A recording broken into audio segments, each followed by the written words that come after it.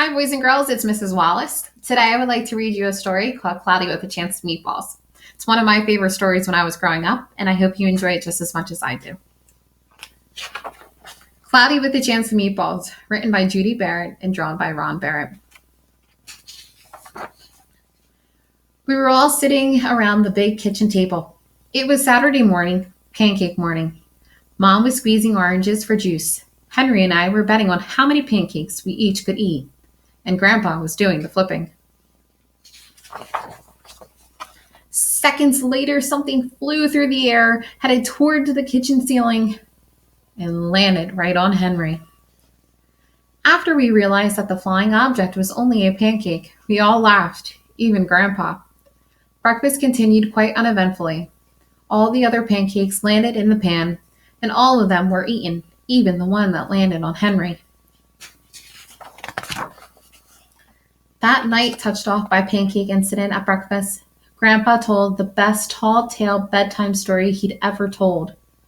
Across an ocean over lots of huge bumpy mountains, across 3 hot deserts and 1 smaller ocean, there lay the tiny town of Chew and Swallow. In most ways, it was very much like any other tiny town. It had a main street lined with stores, houses with trees and gardens around them, a schoolhouse, and about 300 people and some assorted cats and dogs. But there were no food stores in the town of Chew and Swallow. They didn't need any. The sky supplied all the food they would possibly want. The only thing that was really different about Chew and Swallow was its weather. It came 3 times a day, at breakfast, lunch, and dinner. Everything that everyone ate came from the sky. Whatever the weather served, that was what they ate. But it never rained rain. It never snowed snow. And it never just blew wind. It rained things like soup and juice. It snowed mashed potatoes and green peas. And sometimes the wind blew in storms of hamburgers.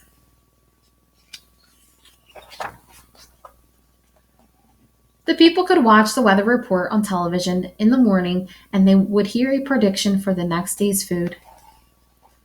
When the townspeople went outside, they carried their plates, cups, glasses, forks, spoons, knives, and napkins with them. That way, they would always be prepared for any kind of weather. If there were leftovers, and there usually were, the people took them home and put them in the refrigerators in case they got hungry between meals. The menu varied. By the time they woke up in the morning, breakfast was coming down. After a brief shower of orange juice, low clouds of sunny-side-up eggs moved in, followed by pieces of toast. Butter and jelly sprinkled down for the toast, and most of the time it rained milk afterwards. For lunch one day, frankfurters, already in their rolls, blew in from the northwest at about 5 miles per hour. There were mustard clouds nearby. The wind shifted to the east and brought in baked beans. A drizzle of soda finished off the meal.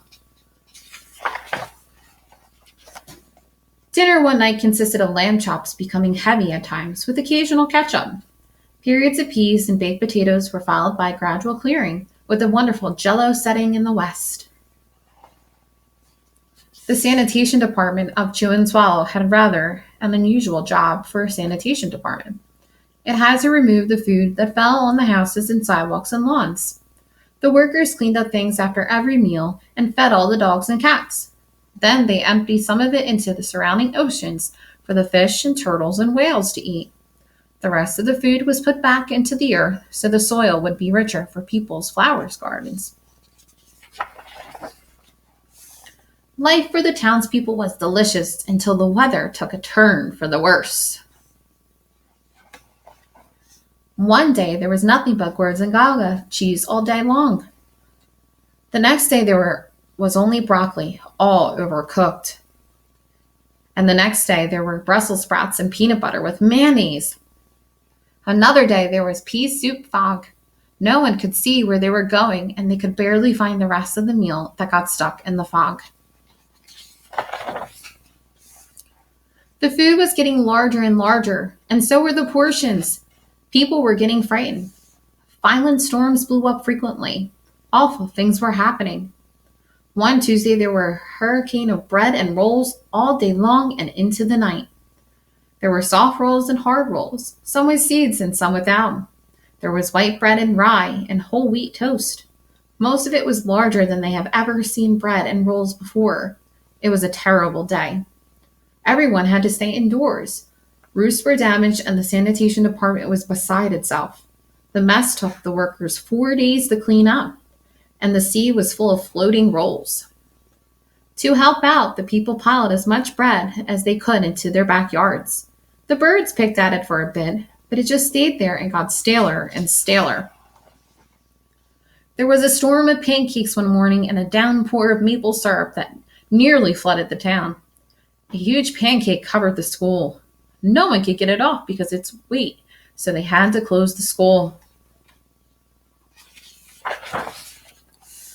Lunch one day brought 15-inch drifts of cream cheese and jelly sandwiches. Everyone ate themselves sick, and the day ended with a stomach ache.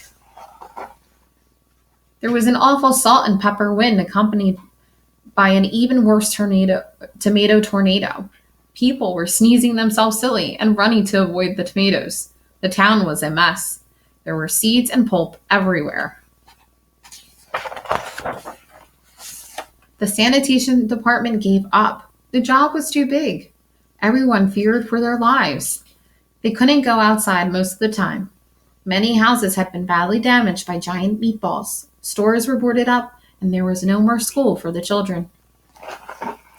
So the decision was made to abandon the town and chew and swallow. It was a matter of survival.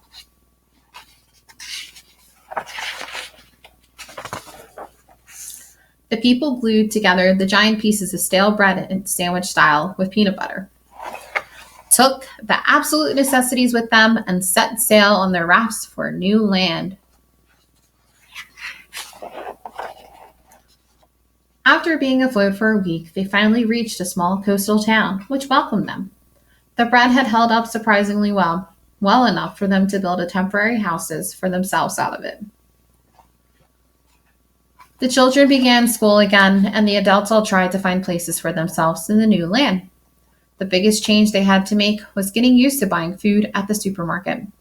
They found it odd that food was kept on shelves, packed in boxes, cans, and bottles.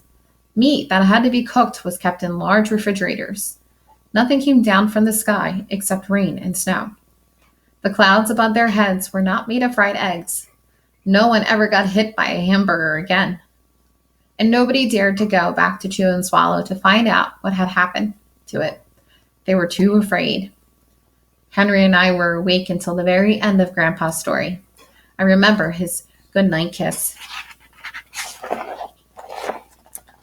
The next morning, we woke to see snow falling outside our window. We ran downstairs and ate it a little faster than usual so we can go sledding with Grandpa. It's funny, but even as we were sliding down the hill, we thought we saw a giant pat of butter at the top, and we could almost smell mashed potatoes. The end. Thank you for taking the time to sit and listen with me and read. I hope you all are staying healthy and safe.